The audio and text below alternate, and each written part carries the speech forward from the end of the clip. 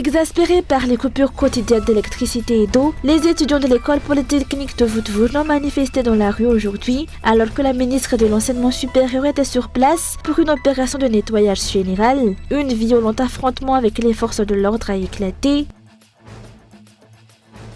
Une réunion au huis clos d'un peu plus d'une heure s'est tenue ce matin à l'Assemblée nationale, réunissant la ministre de l'Économie et des Finances et les députés. L'objet de cette rencontre concernait la demande de la révision à la hausse du budget de l'institution.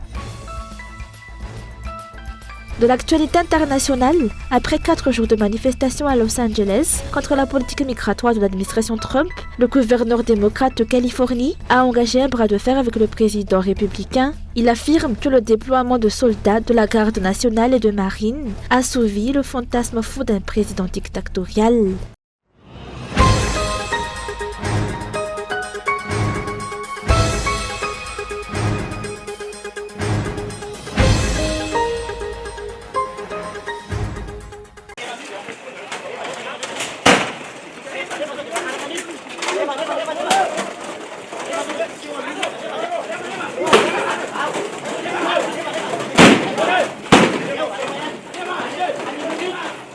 Exaspérés par les coupures quotidiennes d'électricité et d'eau, les étudiants de l'école polytechnique de Woodwood ont exprimé leur colère ce matin en descendant dans la rue, alors que la ministre de l'Enseignement supérieur était sur place pour une opération de nettoyage général. La tension a rapidement monté, les étudiants ont maintenu leur mouvement, tandis que la ministre et sa délégation procédaient au nettoyage des locaux de l'école. Les forces de l'ordre sont intervenues massivement sur les lieux, la situation a dégénéré en affrontement, les étudiants ont brûlé des pneus et lancé une pluie de pierres. Les forces de l'ordre ont riposté en tirant des bombes lacrymogènes pour disperser la foule.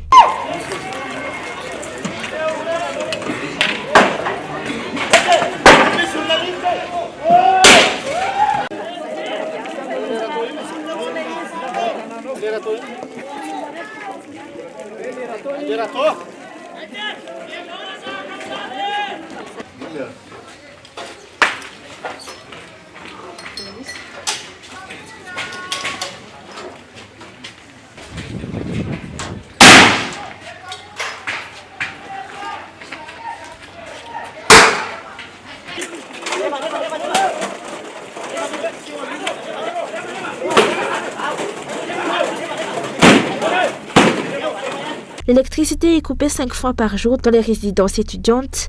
Chaque coupure dure environ 3 heures. De plus, il n'y a pas d'eau lorsque l'électricité est coupée. En conséquence, les étudiants ne peuvent ni cuisiner ni se laver. Cela fait longtemps que le régime promet de résoudre les problèmes d'électricité, d'eau et de manque d'infrastructures à l'école polytechnique de Woodwood, mais rien n'a été réalisé jusqu'à présent. Les étudiants ne veulent pas de vaines promesses, mais exigent des solutions concrètes, rapides et durables pour l'électricité et l'eau.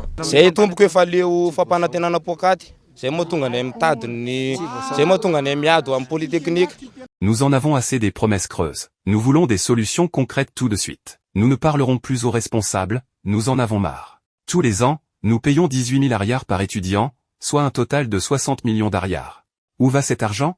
La ministre vient ici, mais elle ne fait que nous mener en bateau. Nous demandons de l'électricité et un château d'eau potable adapté à nos besoins.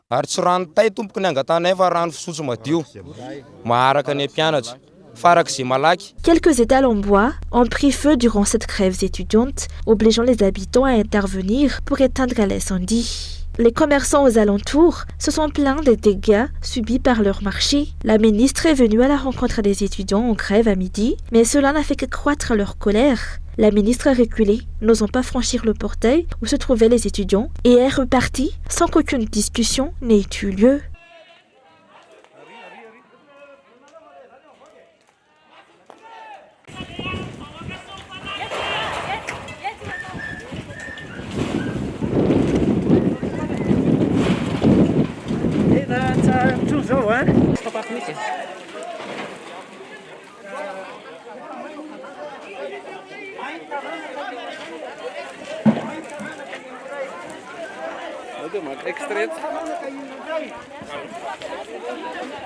Les affrontements entre les étudiants et les forces de l'ordre ont duré 4 heures. La circulation a été coupée dans la zone autour de l'école. Les étudiants ont affirmé que leur lutte se poursuivrait tant qu'une solution durable aux coupures d'électricité et d'eau ne serait pas trouvée.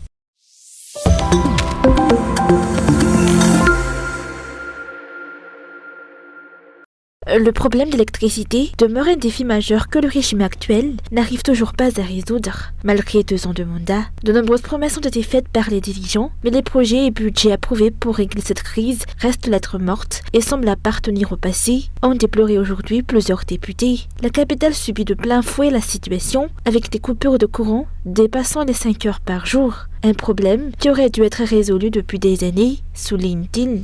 Preuve, selon eux, de l'incompétence du régime actuel à résoudre les problèmes structurels du pays. Concernant ce problème fondamental de l'électricité dans notre pays, je constate que le régime en place n'arrive plus à trouver de solution. Il devient même le problème.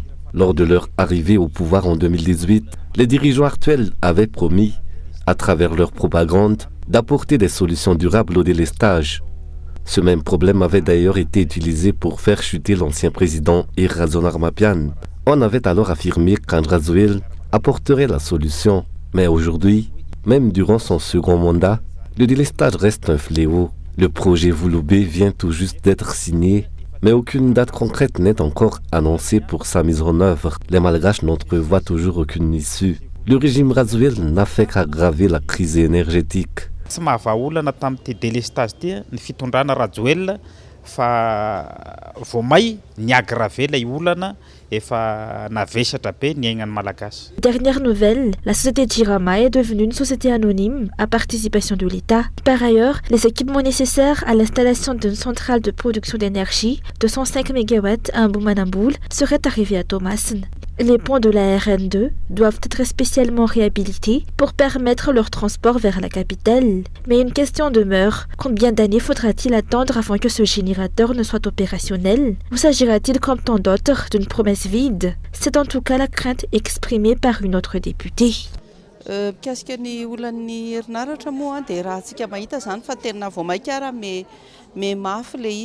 problème d'électricité s'est aggravé. On a à peine de l'électricité. Il paraît que du matériel est arrivé à Thomassen. On attend donc, cet après-midi, une séance de travail est prévue avec les responsables de la Jirama. Nous verrons ce qu'ils diront. Les 12 et 13 juin prochains, il y aura un face-à-face avec le gouvernement et nous aborderons directement cette question de l'électricité. Nous verrons ce que les ministres auront à dire. Je trouve que les solutions avancées jusqu'à présent ne sont pas efficaces, d'où l'ampleur du problème. La population souffre de l'insécurité provoquée par les délestages. Elle a besoin de solutions immédiates, pas en 2026 ou en décembre. Tsy fandriam-pahalemana sy ny sisa hiarany tsy fandriam-pahalemana sisa tsy amin'ny 2026 na amin'ny décembre vao misy vahaolana fa mila vahaolana zao za. Il est clair selon les députés que la résolution du problème des délestages est encore loin. Le régime actuel multiplie les projets et les déclarations, mais la population, elle, reste plongée dans l'obscurité. La coupure qui dépasse 5 heures par jour témoigne de l'absence d'un plan concret. Pour certains politiciens, le régime utilise des manœuvres politiques pour masquer son incompétence, tentant de dissimuler ses échecs par des discours et des nouvelles promesses. Le mouvement de défense des droits des consommateurs, MRV, Gasmiornirarnoanvaok, prévoit une manifestation le 14 juin prochain pour dénoncer les coupures d'eau et d'électricité. Une demande d'autorisation a été déposée ce jour à la préfecture d'Antananarivo.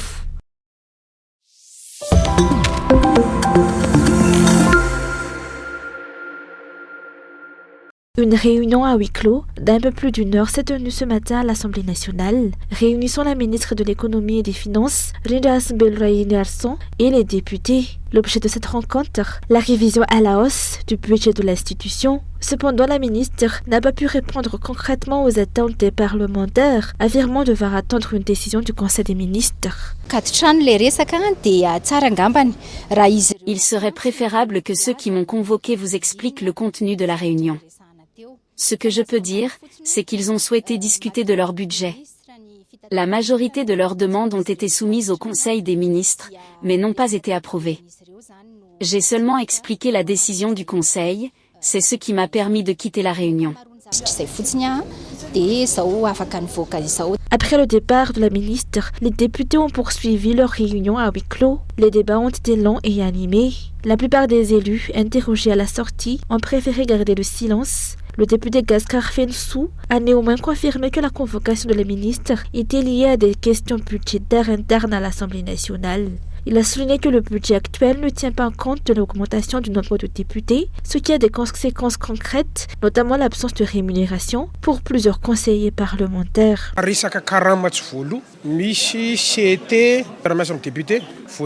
Il est question de salaires non versés. Des conseillers techniques récemment nommés n'ont toujours pas été payés. Le nombre de députés a augmenté de 13, mais le budget de l'institution n'a pas été ajusté en conséquence. Cela aurait dû être pris en compte dans la loi de finances rectificative. Cette convocation n'aurait pas été nécessaire si cette loi avait été adoptée. La ministre nous a dit que seule une décision du Conseil des ministres pouvait régler ce problème. Alors nous irons discuter avec le Conseil. Le pays traverse de nombreuses difficultés, un simple face-à-face individuel avec les ministres ne suffit plus. Il faut un dialogue direct avec le gouvernement dans son ensemble. Les députés attendent désormais une réponse du gouvernement, puisque la ministre a clairement indiqué qu'elle ne pouvait agir seule. Pour rappel, les 12 et 13 juin prochains sont les dates prévues pour le face-à-face entre le député et les membres du gouvernement au palais de Timazaz.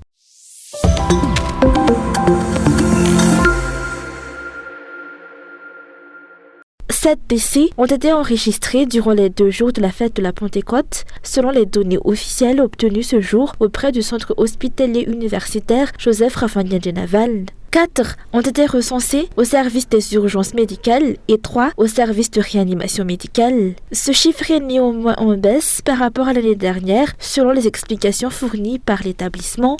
Une diminution a également été constatée concernant les consultations et les hospitalisations. Cette année, 245 consultations ont été enregistrées au service des urgences médicales contre 256 l'année dernière. Au total, 48 personnes ont été hospitalisées, la majorité présentant des cas d'intoxication alimentaire aiguë, de consommation excessive d'alcool ou des tentatives de suicide. Mahakasika ny intoxication aiguë, vokatry ny zava-pisotro misy alcool. Concernant les cas d'intoxication aiguë liés à la consommation d'alcool, un homme a été admis le jour de la Pentecôte. Aucun cas féminin n'a été signalé ce jour-là, ni le lundi où il y a eu un homme admis. En revanche, 2 hommes et une femme ont fait une tentative de suicide le jour de la Pentecôte, et 3 hommes ainsi qu'une femme ont été admis pour les mêmes raisons le lundi. Tous ont été pris en charge par le service de réanimation médicale. Un enfant atteint d'intoxication alimentaire a également été admis.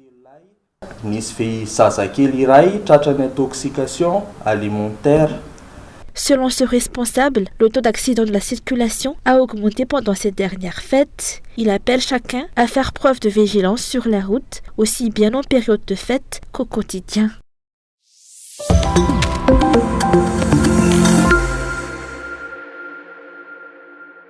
À 6 jours de l'examen d'état du CEPE, la plupart des professeurs et des directeurs d'écoles privées n'ont toujours pas reçu d'appel du ministère de tutelle concernant la surveillance et la correction des épreuves. Pourtant, environ 50% d'entre eux participent généralement au processus d'examen. Une situation qui suscite l'inquiétude quant au bon déroulement et aux résultats de ces examens. Ils ont déjà interpellé le ministère à ce sujet, mais n'ont jusqu'à présent obtenu aucune réponse. Nous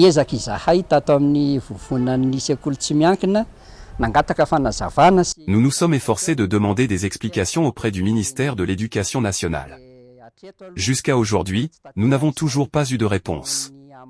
Peut-être est-ce dû à leurs nombreuses occupations ou à une divergence d'opinion sur les priorités dans le processus d'examen. Nous avons appris que les personnes retenues pour faire office de jury sont peu nombreuses. Or, nous n'avons pas été tenus informés, et nous ne saurions être tenus responsables de ce qui pourrait advenir, notamment en ce qui concerne les résultats de ces examens.